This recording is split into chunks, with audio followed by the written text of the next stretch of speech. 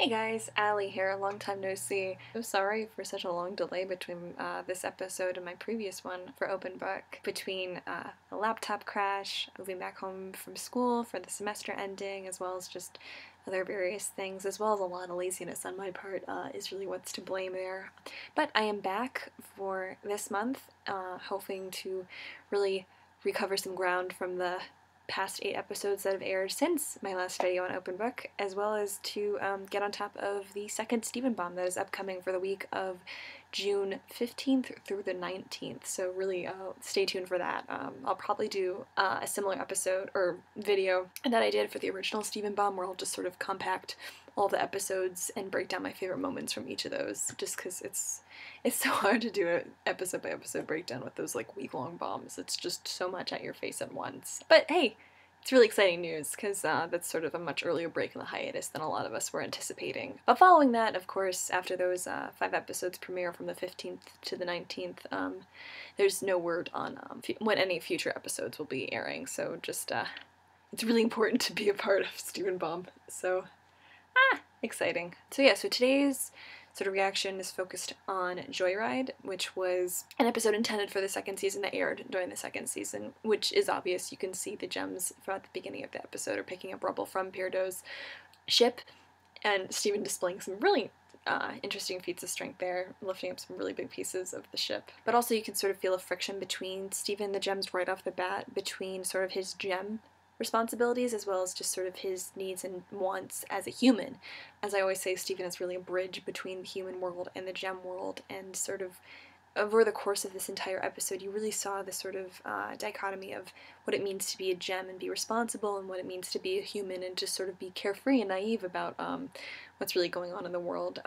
What we saw in Full Disclosure with Stephen and Connie was Stephen was feeling an incredible amount of pressure, almost along the lines of like Peter Parker sort of coming to terms with himself as Spider-Man, Uncle Ben sort of deal, being like, I'm responsible, I have to take responsibility for myself as a gem and sort of what that means, and sort of he was starting to want to like distance himself in a way that I sort of think maybe was reflective of how his mom, Rose Quartz, sort of wanted to distance herself from humans and gems with sort of the fence that we see later in Story for Stephen on the beach. But really, that's another thought for later on down the line. So yeah, so over the course of Joyride, we're seeing a lot of that tension between gem versus human inside of Stephen. He's sort of battling with that.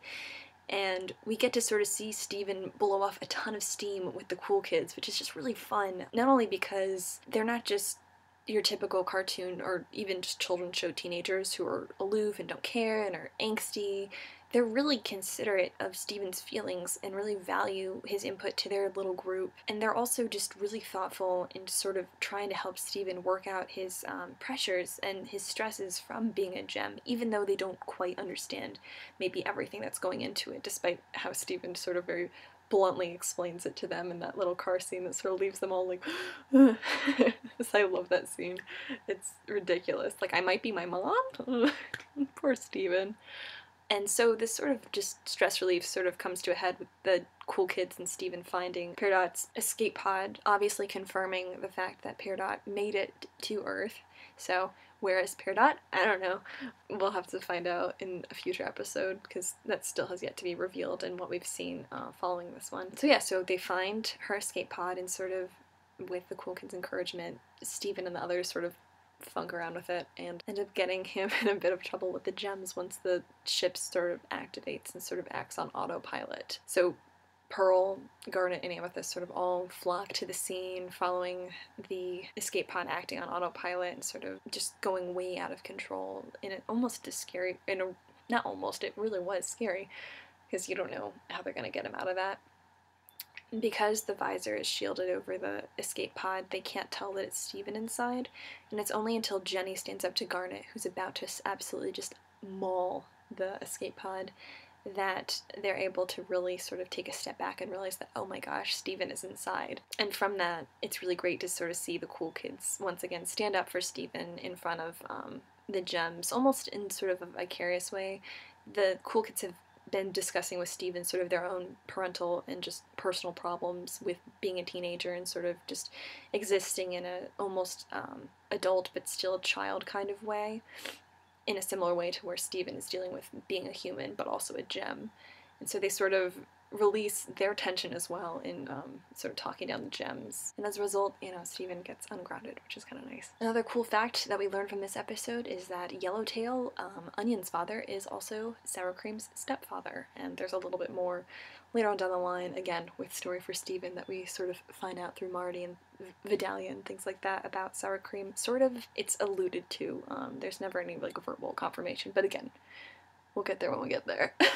Overall, I really liked this episode, though. It was really fun, really awesome messages, again, still sort of showing the balance and the dichotomy between gem and human, as well as just sort of the dichotomy of being a teenager and just sort of not having a footing in either the adult or the child world anymore, and just sort of having to find yourself and really push against a lot of boundaries and barriers that may have existed that you had as a child, and sort of asserting yourself into the adult world, whether you're ready or not. I don't know, I could definitely relate to that as I'm a young adult, and I'm still having to do that. I'm living at home right now, so it's part of the territory. But yeah, overall, really fun episode.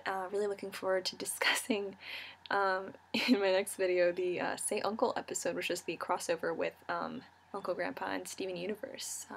I personally really liked the episode. I know there was a lot of kerfuffle about what people were going to think about it leading up to it, and a lot of people ended up liking it. There was some mild controversy that maybe I'll discuss if anyone's interested following the episode's premiere, but overall, yeah, I liked that episode too, and we will get to that in the next video. Look forward to seeing you then. Bye, guys!